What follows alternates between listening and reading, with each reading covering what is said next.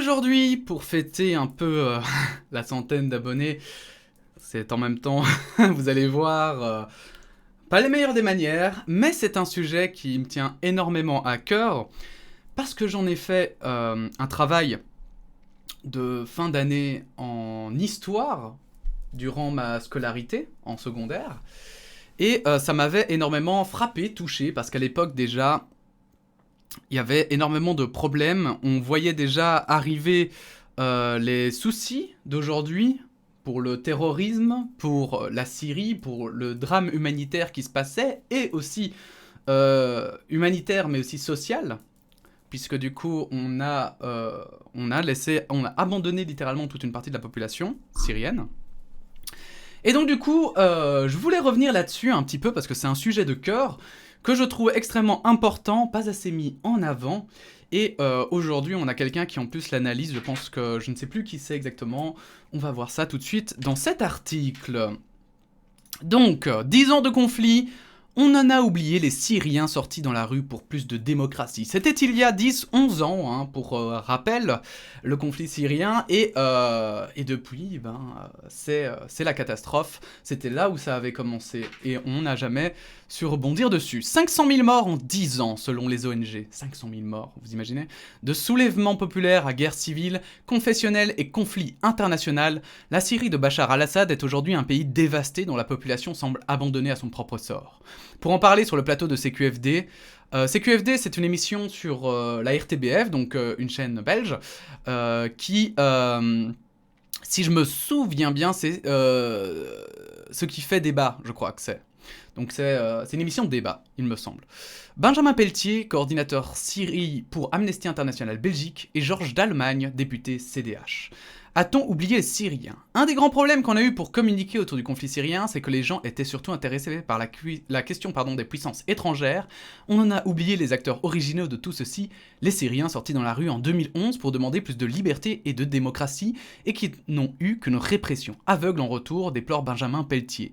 On estime aujourd'hui que 80% de la population syrienne a besoin d'aide humanitaire. C'est une situation tragique pour l'immense majorité des Syriens. 500 000 morts, mais aussi 1 million de blessés, 7 millions de déplacés internes et au moins 5 millions de réfugiés, rappelle Georges Dallemagne qui s'est encore rendu dans le nord de la Syrie fin 2020.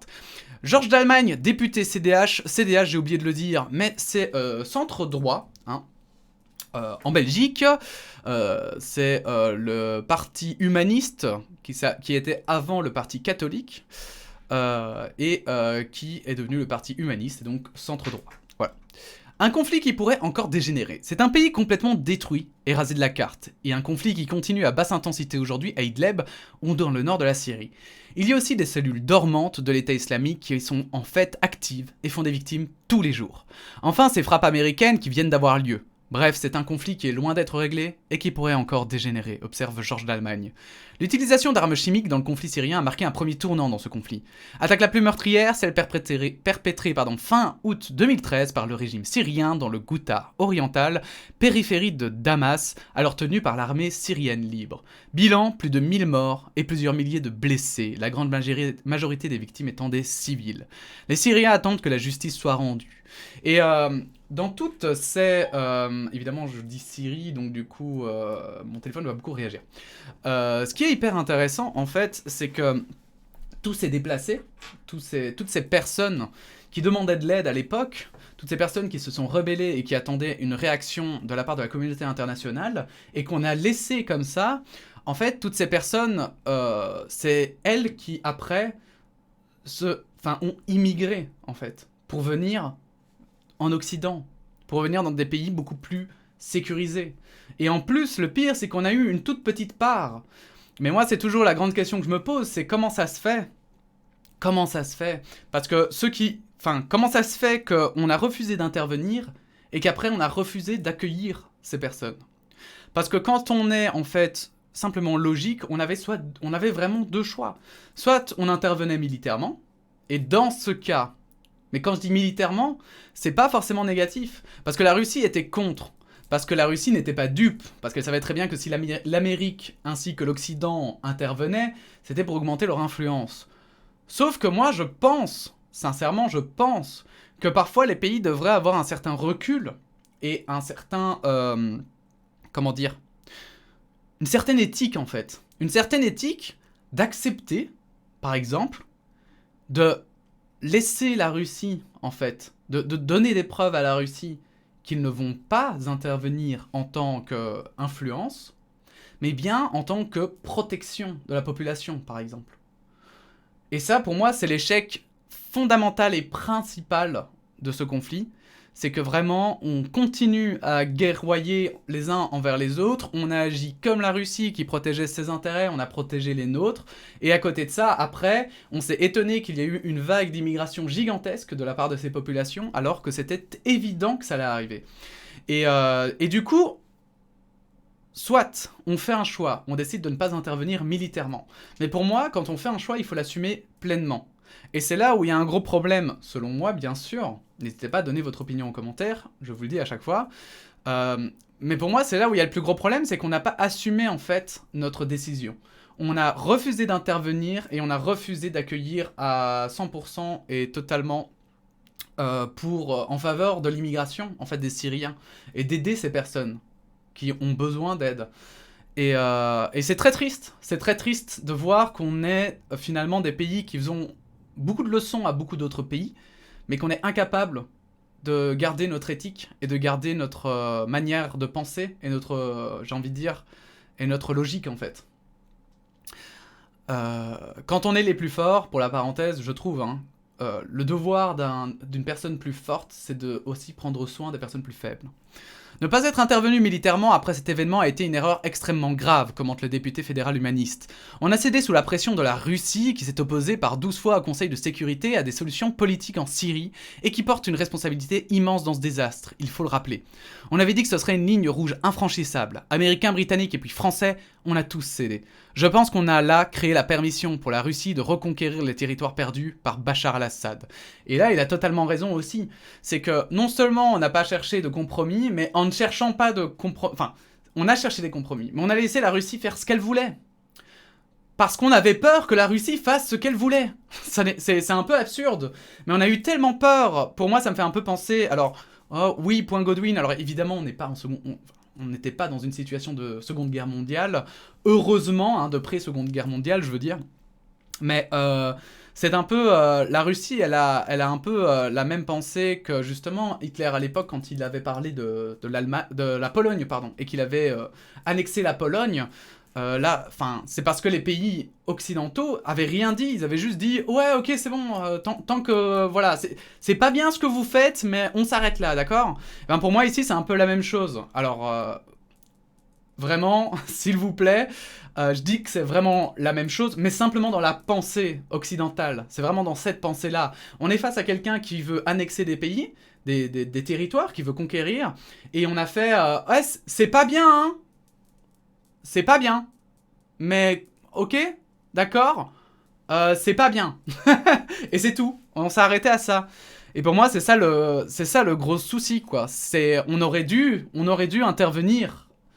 On aurait dû intervenir ne fût-ce que pour protéger la population. On aurait dû intervenir ne fût-ce que pour... voilà, parce qu'on a un bras de fer idéologique avec la Russie, au moins. Et c'est vrai que ce bras de fer, il fallait le prendre. Sans forcément entrer en guerre avec la Russie, attention, j'ai pas dit ça. Mais il fallait prendre ce bras de fer et dire on est là, ok ? Nous aussi on est là, vous faites pas ce que vous voulez, le monde ne vous appartient pas, et on est là. Comme on peut le faire d'ailleurs parfois, comme on devrait le faire d'ailleurs parfois avec les Américains, là-dessus. Si c'était ça votre argumentaire, je suis aussi d'accord. Aujourd'hui, une plainte pour crime contre l'humanité et crime de guerre a été déposée en France suite aux attaques chimiques perpétrées en Ghouta orientale. Benjamin Pelletier salue cette avancée. Un de nos chevaux de bataille chez Amnesty, c'est de faire cesser l'impunité et qu'une justice puisse être rendue à un moment donné. En Allemagne, un dignitaire du régime syrien qui avait fait défection et s'était réfugié en Allemagne vient d'être condamné. Des Syriens réfugiés en Belgique ont même été témoignés à Berlin pour ce cas. On a aussi vu en Syrie des personnes qui ont manifesté beaucoup de joie après ce verdict. C'est quelque chose que les Syriens attendent, que la justice soit rendue. Et effectivement... Parce que ce qu'il faut pas oublier aussi, c'est que toutes les populations qu'on laisse tomber, parce que notamment, moi c'est toujours ce discours-là qui me dérange dans les personnes qui sont très anti-immigration, c'est que pour moi, le positionnement anti-immigration est logique à partir du moment où on fait tout pour éviter l'immigration. voyez. Et pour moi, c'est là où j'ai souvent des problèmes avec les personnes qui trouvent qui trouvent qu'on ne devrait pas accepter de réfugiés. C'est que, d'accord, avec plaisir, mais alors, soyez pour l'intervention des forces armées dans les pays problématiques qui vont créer des réfugiés, alors que ces personnes n'ont pas envie de se déplacer de base. Ces personnes, voilà, si on regarde le nombre de réfugiés syriens qu'il y avait avant la révolution, le printemps arabe, comme on l'appelle, qui est un terme assez, bref, contesté, mais quand on voit avant ça, il n'y avait pas plus de réfugiés syriens qu'autre chose. Enfin, vous voyez ce que je veux dire? Il n'y avait pas de réfugiés syriens, même, je pense. Faudrait que je trouve des chiffres, mais il me semble qu'il n'y en avait pas. Enfin voilà, il devait pas y en avoir plus que. C'est vraiment avec c'est quand Bachar al-Assad a commencé à massacrer sa population qu'il y a eu des déplacements. Et c'est ça qu'il faut éviter du coup. Donc moi, je veux bien accepter. C'est mon opinion, hein, je le répète, hein, mais moi j'accepte en fait les personnes qui sont anti-immigration à partir du moment où elles combattent aussi les personnes qui créent l'immigration. Et les personnes qui créent l'immigration, ce sont les dictateurs, ce sont les tarés à l'autre bout du monde qui vont massacrer leur population. Et toutes ces personnes-là, il faut les combattre pour que les gens n'aient plus de raison, si ce n'est que peut-être l'envie de voyager, quoi, que ce soit un luxe, de s'immigrer, quoi. Et qu'ils ne viennent plus des immigrés, mais bien des... comment on appelle ça encore? Merde. Bref, je retomberai sur le mot. Mais... Bref, voilà.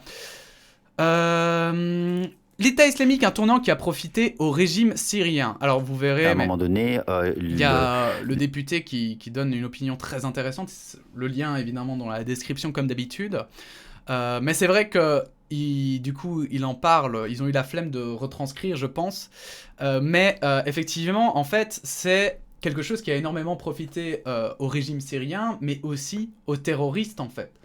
Parce que quand vous vous retrouvez dans une situation où vous devez vous battre pour survivre, à l'époque, je me rappelle, il y avait beaucoup de gens qui lançaient cet argument moi, je me serais battu dans mon pays. Il y en a qui se sont battus, mais il faut choisir un camp. Il n'y a pas de choix, parce qu'il faut qu'il y ait des formations, il faut qu'il y ait une organisation.